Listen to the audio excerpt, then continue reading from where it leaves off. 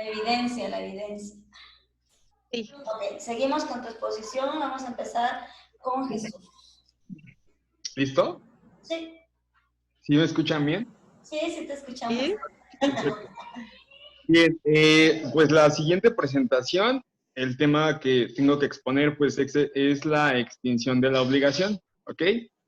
Pues antes que nada, obviamente referentemente hablando de este tema, que es de obligaciones, pues se encuentra fundamentado, obviamente, en una agenda civil. En esa agenda civil podemos percatarnos que hay muchísimas leyes, obviamente, enfocadas y referentemente a cada uno de los temas, ¿ok? Ok, paso a la siguiente diapositiva. Bien, antes de entrar un poquito o adentrarnos más dentro del tema, voy a dividir estas dos partes, esos dos conceptos, ¿ok? La parte de extinción y la parte de obligación. Dice lo siguiente en el concepto de extinción: cese, cesación, término, conclusión, desaparición de una persona, cosa, situación o relación, y a veces de sus efectos y consecuencias también, ¿ok? Dice, de acción, toda causa que las nula o las toma ineficaces por carecer el acto de derecho para entablarlas. Luego, hablando en la vertiente del derecho, menciona lo siguiente: hecho de que cesen o acaben ya por haberlos satisfecho, por haberlos abandonado o renunciado, o por no ser ya legalmente exigibles. ¿Ok? A grandes rasgos, entonces, la parte de extinción es esa situación donde ya se elimina por completo, obviamente hablando de obligaciones. ¿Ok? Ya no va a existir esa parte. Luego, la obligación, hablando dentro de la materia de derecho, la obligación se dice que es una atadura jurídica entre un acreedor y un deudor. ¿Ok? ¿Por qué entre un acreedor y un deudor? Porque obviamente entre ellos hay un pacto que debe de cumplirse por ambas partes. ¿Ok? Entonces, eso es la parte o el concepto de obligación. Luego, siguiente diapositiva. Dice, ejemplo de la extinción de obligaciones. ¿Ok? Retomando un poquito el tema, temas anteriores, con clases anteriores, mencionábamos que cuando estamos obviamente dentro de la vientre de nuestra madre, empezamos a obtener derechos.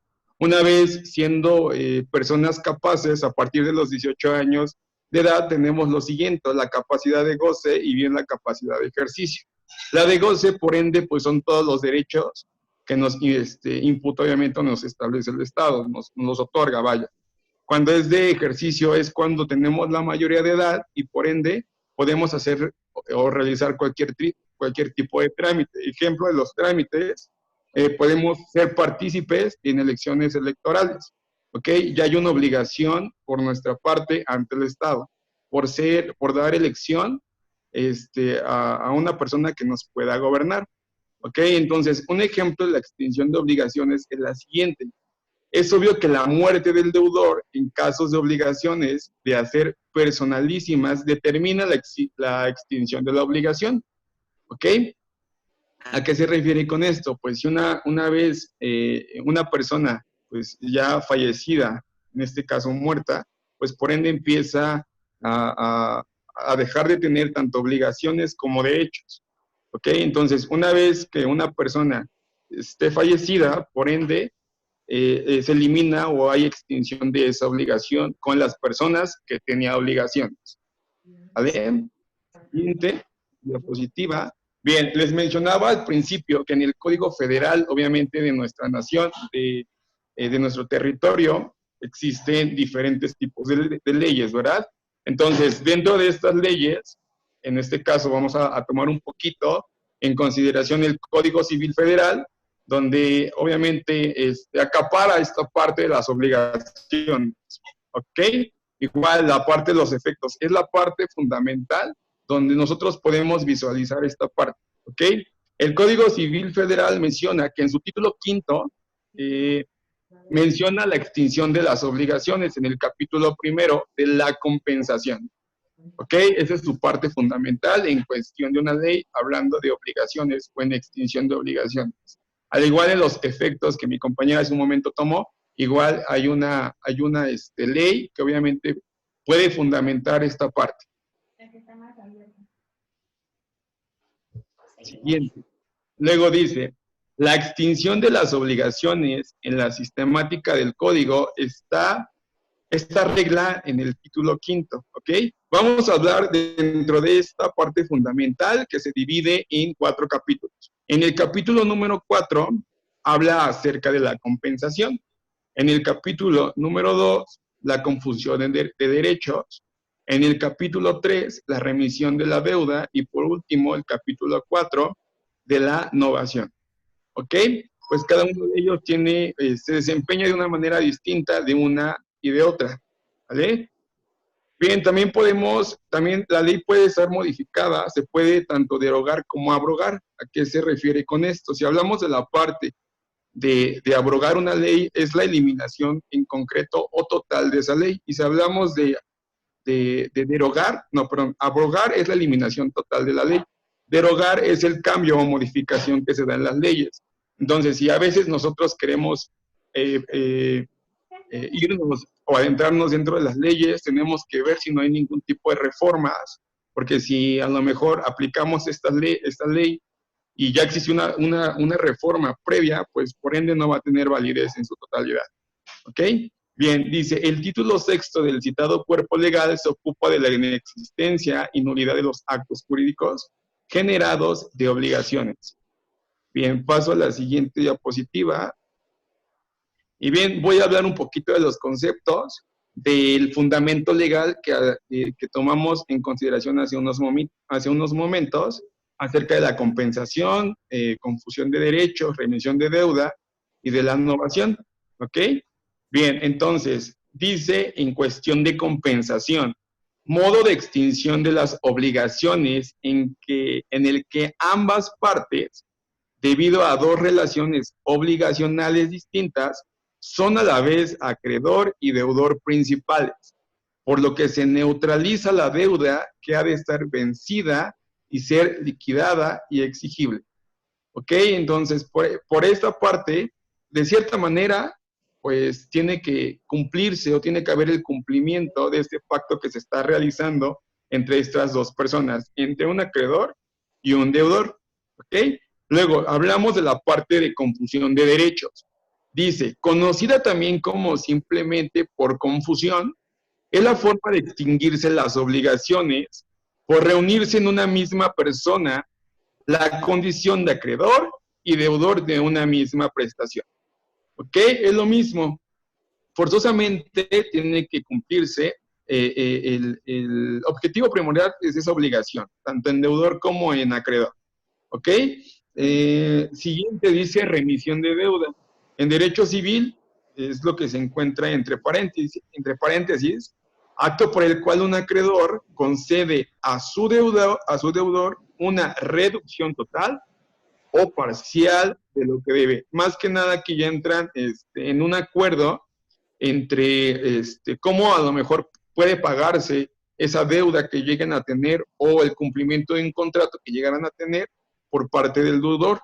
Como lo menciona, puede ser de una manera parcial o a lo mejor puede ser en su totalidad, pero a lo mejor no en tiempo establecido, sino que a lo mejor se da el plazo más extenso. ¿Ok?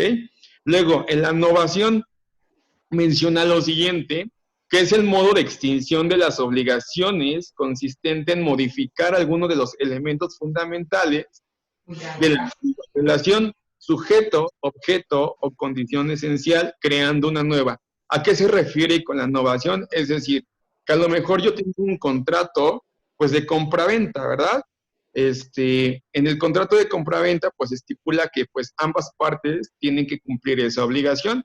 A lo mejor yo compro un auto, ¿ok? Yo compro un auto, ok, yo soy el comprador de ese auto y por lógica tienen que entregarme ese auto con la persona con quien haya pactado ese contrato, ¿verdad? Entonces aquí sí figuran ambas partes, acreedora y deudora, pero a lo mejor una vez yo liquidándole a esta persona pues el auto, ahí entra la parte de la obligación o una nueva obligación en donde tiene que entregarme forzosamente ese auto porque ya hay una liquidez. ¿Ok? Entonces, prácticamente la innovación a eso se refiere, que se elimina una obligación y surge otra obligación, o prácticamente son dos obligaciones que deben de cumplirse al final de cuentas. Luego, por último, dice la extensión de las obligaciones, perdón, conceptos. Y por conclusión, dice el vínculo obligacional que nace en los derechos personales entre un acreedor y un deudor comprometido al cumplimiento de una prestación es temporal. Y su modo natural de extinción es el pago, o sea, cumplir con el objeto de la prestación, ya sea de dar, de hacer o de no hacer. Sin embargo, existen otros medios en que este vínculo jurídico puede disolverse y podemos clasificar esos modos de extinción según intervengan o no la voluntad de las partes. Se trata de actos y hechos jurídicos respectivamente. ¿Ok? Entonces, en conclusión y a grandes rasgos, cuando hay una deuda de por medio, por lógica, tiene que haber una conclusión o surge esa parte de conclusión. ¿Ok?